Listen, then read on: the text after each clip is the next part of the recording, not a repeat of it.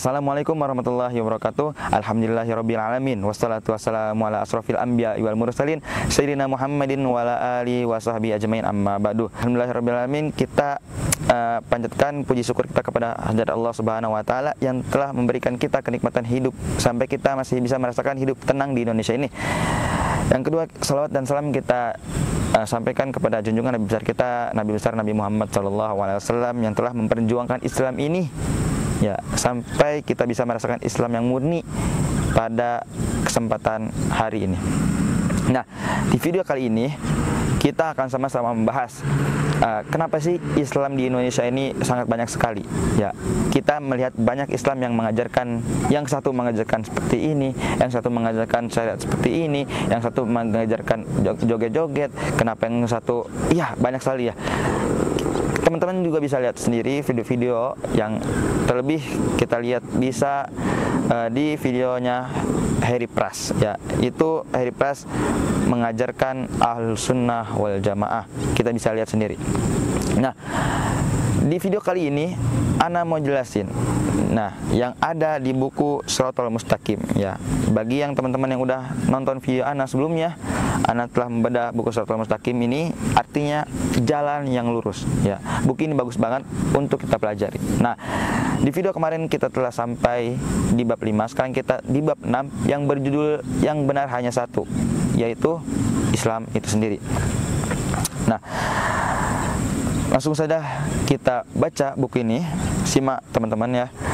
Karena penyelesaian Shiratal Mustaqim macam kedua bersifat sangat samar, dan tujuan buku ini adalah meluruskan serta menerangkan jalan titian kita pada dasar-dasar Islam. Maka buku ini lebih difokuskan kepada penyelesaian macam kedua, yaitu penyelesaian mendasar, tetap adanya menerima kepada syahadatain.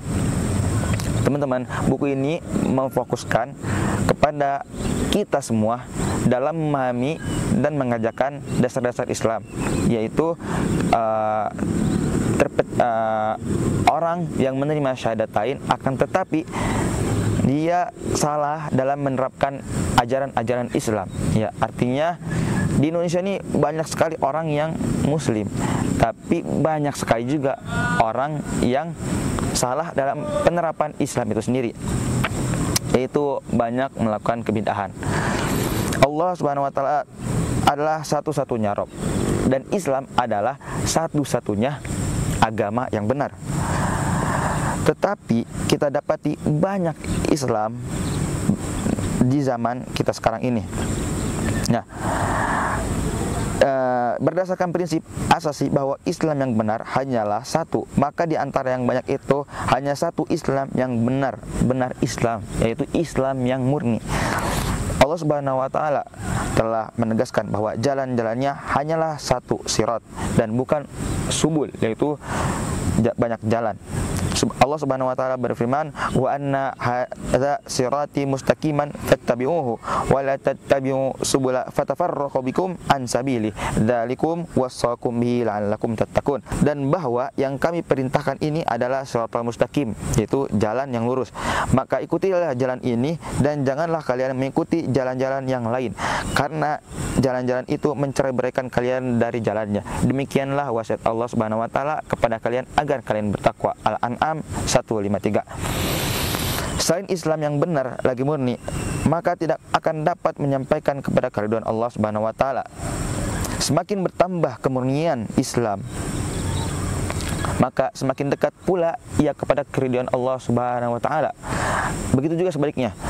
Semakin kekurang murnian Islam seseorang, maka sangat susah pula menyampaikan kepada keridhaan Allah Subhanahu wa taala. Maka semakin bertambah terancam pula tujuan dalam mendapatkan keridhaan Allah yang mutlak.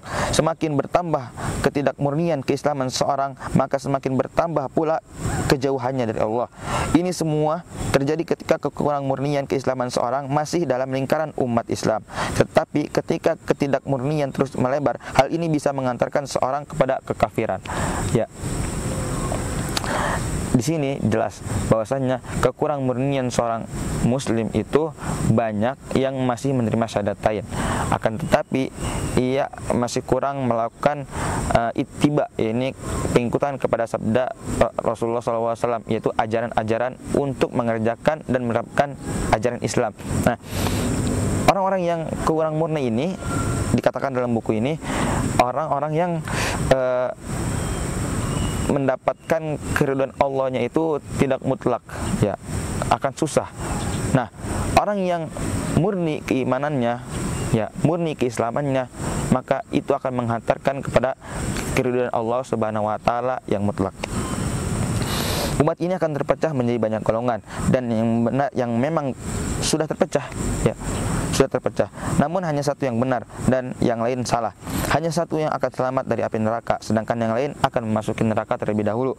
Sabda Nabi SAW, la taftariqanna ummati ala 73 firqatan, wahidatun fil jannah wa thintani wa sab'una fin nar. Qila ya Rasulullah, man hum? Qala al jamaah. Sesungguhnya umatku akan terpecah belah menjadi 73 golongan, satu golongan di dalam surga dan 72 golongan di dalam neraka. Ditanyakan kepada beliau, siapakah mereka? Ya, yang satu golongan itu wahai Rasulullah. Nah, maka beliau menjawab, al-jamaah. Hadis riwayat Ibnu Majah. Sesungguhnya Bani Israel telah berpecah menjadi 72 golongan keagamaan, dan umatku akan terpecah belah menjadi 73 kelompok keagamaan. Seluruhnya berada di api neraka kecuali satu kelompok. Nah, mereka, para sahabat bertanya, siapakah satu kelompok itu wahai Rasulullah? Maka beliau menjawab, mereka yang mengikuti jejakku dan jejak para sahabatku. Dari penjelasan tersebut di atas, gugurlah teori pluralisme di dasar jalan-jalanan yang paling dasar. Dari penjelasan tersebut di atas, gugurlah teori pluralisme di dasar jahanam yang paling dalam. Yang benar hanya satu, yaitu Islam yang murni. Maka sangat wajiblah bagi kita untuk mempelajari yang satu tersebut dan menghindari dari yang lainnya. Ya, bagi kita masyarakat Indonesia wajib kita mempelajari apa sih Islam yang murni itu. Ya, wajib bagi kita masyarakat Indonesia mempelajari yang satu ini, yaitu al-jamaah. Ya, maka kita harus berhati-hati dalam meniti Islam, karena kata Nabi, Islam itu akan terpecah menjadi 73 golongan. Nah, yang benar itu satu, yaitu al-jamaah. Maka kita selaku masyarakat Indonesia yang menerima Islam dan syahadatain wajib mempelajari al-jamaah yang ini. Ya, al-jamaah. Apa itu al-jamaah? Yang mengikuti jejak Nabi SAW dan mengikuti apa-apa yang dikerjakan dalam pemahaman sahabat, yaitu ketika Nabi SAW telah memerintahkan untuk melakukan syariat ini, baru sahabat memahami dan mengerjakan. Nah, itulah yang mengikuti sahabat dan Rasulnya. Itulah al-jamaah. Lalu ada iftiraq. Bagian A, iftiraq, yaitu perpecahan. Arti dari iftiraq adalah perpecahan. Dalam konteks ini adalah meninggalkan garis lurus shiratal mustaqim dan mengikuti garis-garis sesat yang banyak dan bercabang-cabang. Dengan kata lain, iftiraq berarti memilih jalan-jalan lain, yaitu alternatif dalam memahami dan menerapkan Islam selain dari jalan Rasulullah SAW dan para sahabatnya. Mereka menolak baik sengaja ataupun tidak manhaj ittiba, yaitu jalan mengikuti kepada Rasulullah SAW.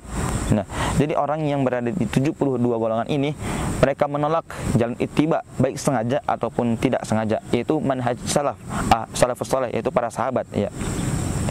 Yang kedua, sebab-sebab penyimpangan. Sebab utama dari perpecahan tersebut adalah karena hawa nafsu dan kejahilan, yaitu karena kebodohan. Pengikutan kepada hawa nafsu, terutama hawa nafsu berpendapat dan kejahilan, telah menimbulkan sebab-sebab perpecahan lainnya yang banyak sekali. Ya, banyak sekali kita menemukan perpecahan di agama Islam ini. Kenapa yang Islam ini kok begini? Kenapa yang lain mengajarkan begini? Ya, ilmu tarekat atau ilmu-ilmu yang lainnya. Banyak kepercayaan-kepercayaan, ya, ini khurafat-khurafat, ya. Dan ada ajaran-ajaran yang tidak diajarkan oleh Nabi SAW. Contohnya, misal ya banyaklah yang kita ketahui, misalnya amalan bid'ah, melakukan zikir. Ya, zikir itu disyaratkan oleh Nabi. Tapi ketika zikir itu ditentukan kadarnya sendiri yang tidak ditentukan oleh Nabi SAW, itu menjadi amal bid'ah. Bid'ah itu artinya yang baru, yang diadakan dalam syariat Islam. Misalnya istighfar itu bagus. Tapi ketika ada seorang yang memberi tahukan bahwa istighfar itu harusnya di gunung, ya, fokus, ya, 1001 kali, maka ia akan mendapatkan ini. Rasulullah tidak mengajarkan istighfar itu di gunung dan harus sekian kali agar mendapatkan keutamaan, ya. Itulah yang dimaksud dengan kebid'ahan. Nah, selanjutnya yang bagian C, sejarah awal perpecahan. Nah, di sejarah awal perpecahan ini kita akan lanjutkan di video selanjutnya. Bagi teman-teman yang merasa video ini bermanfaat, semoga tercerahkan, dan wajib bagi kita untuk teliti dalam dan mempelajari, ya, Islam yang murni ini, yang satu ini, yang mengikuti ajaran Nabi SAW dan mengikuti para sahabatnya. Semoga bermanfaat dan semoga kita diberi keistiqomahan dalam mempelajari ilmu Islam ini, yaitu Islam yang murni, agar kita mendapatkan keridhaan Allah secara mutlak. Semoga bermanfaat. Wassalamualaikum warahmatullahi wabarakatuh.